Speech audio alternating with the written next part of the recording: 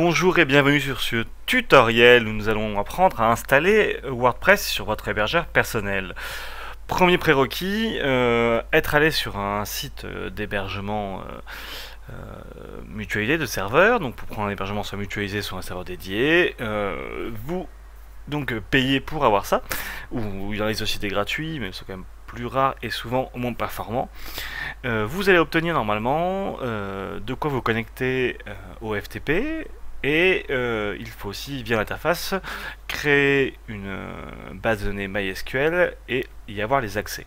Ça je vous laisse voir sur votre hébergeur mutualisé. Une fois que vous avez tout ça en main, on peut commencer et le première chose, c'est donc de télécharger le fichier qui contient tout WordPress sur le site wordpress.org. Il suffit donc de cliquer ici et de le télécharger. Je ne le ferai pas car j'ai déjà fait, histoire de gagner du temps. Donc vous allez obtenir une archive dans laquelle il y a un dossier qui s'appelle WordPress, et quand vous allez dans ce dossier, vous allez obtenir l'ensemble des fichiers qui composent WordPress.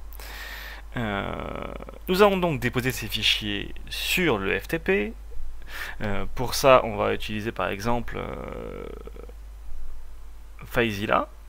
Moi, c'est le fichier que j'utilise. On va dans la barre ici rentrer donc dans Hôte l'adresse qui vous ont passé, qui souvent commence par ftp.php.org, mais ils vont préciser comme étant l'autre pour se connecter au serveur, enfin, ou le nom du serveur FTP. Ils vont vous donner un identifiant et un mot de passe, vous remplissez, vous faites connexion rapide.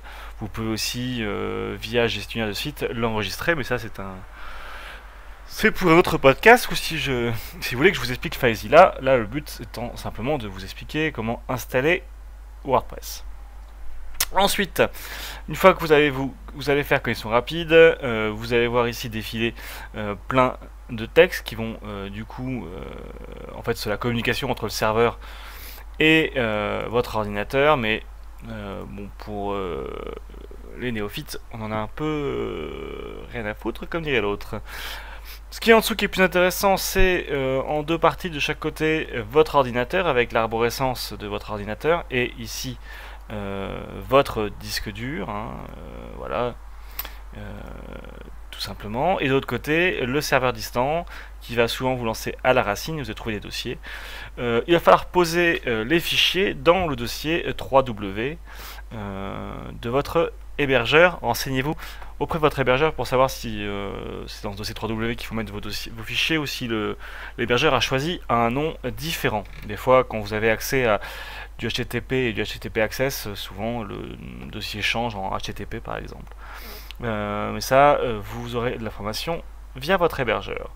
Donc, vous sélectionnez l'ensemble de vos fichiers sur votre logiciel qui a ouvert l'archive zip. Chez moi, c'est 7zip.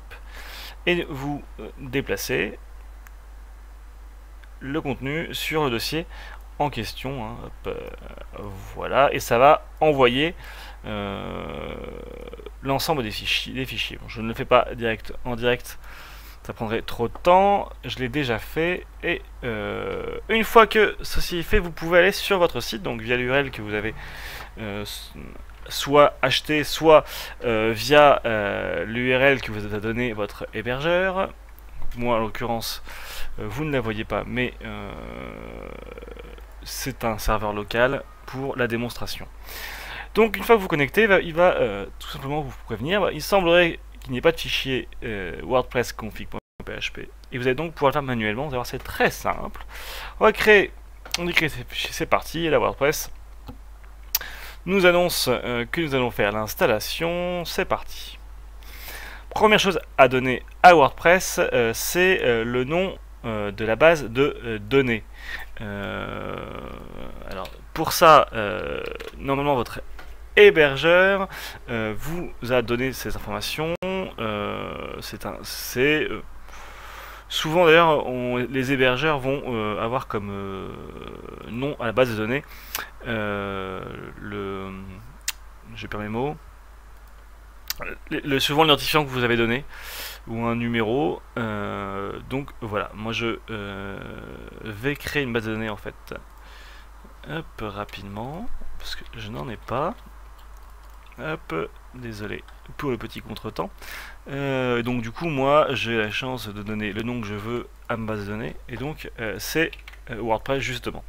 L'utilisateur, donc pareil, il vous a été donné. Moi, étant donné que je fais un test local,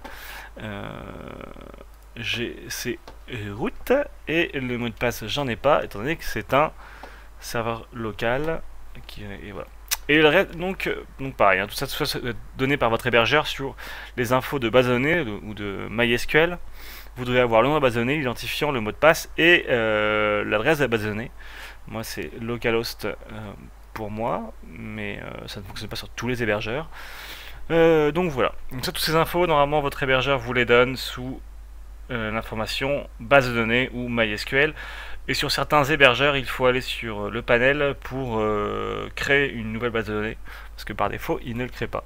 Le préfixe des tables, ça vous permet d'installer plusieurs WordPress sur une même base de données, si vous donnez du coup un WordPress différent.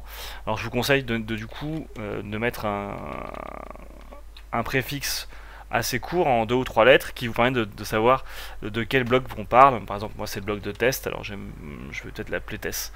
Voilà. Et de laisser un petit slash qui permet de bien lire facilement pour pas que les mots soient écrasés. Mais bon, ça c'est pour l'utilisateur confirmé. On envoie. Donc WordPress va tout de suite essayer si votre base de données marche bien. Il va donc vous dire si vous avez donné les bonnes infos. Et à ce moment-là, vous allez pouvoir lancer l'installation. Et voilà, l'installation est faite. Il n'y a plus que maintenant à rentrer les premières infos. La première configuration, donc le nom du site, moi c'est un test. Votre identifiant, je vous conseille, de manière sécurité, à ne pas laisser admin.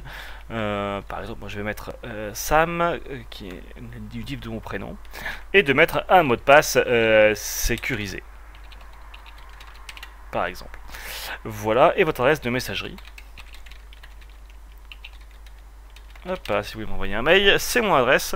N'hésitez pas à me contacter si vous avez des questions ou par commentaire en bas de cette vidéo.